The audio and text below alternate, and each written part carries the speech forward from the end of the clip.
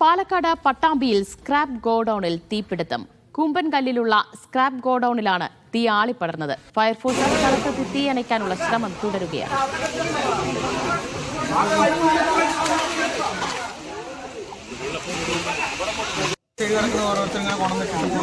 സാജിദ അജ്മൽ വിവരങ്ങൾ നൽകും. സാജിദ, ഗോഡൌണിന് വലിയ രീതിയിൽ തന്നെ തീ പിടിച്ചിട്ടുണ്ട്. തീ നിയന്ത്രണ വിധേയമാക്കാൻ കഴിഞ്ഞിട്ടുണ്ടോ?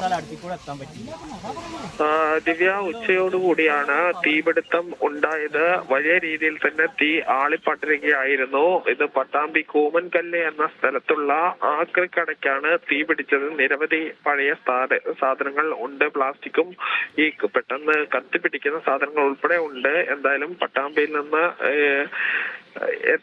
ഫയർഫോഴ്സ് എത്തി ഇപ്പോൾ തീ നിയന്ത്രണ വിധേയമാക്കിയിട്ടുണ്ട്. ഈ ഒരു മാസം മുൻപാണ് ഇതിന് സമീപത്ത് ഓങ്ങല്ലൂരിലും ഈ ആക്രിക്കടയ്ക്ക് സമീപം തീപിടുത്തമുണ്ടായത്.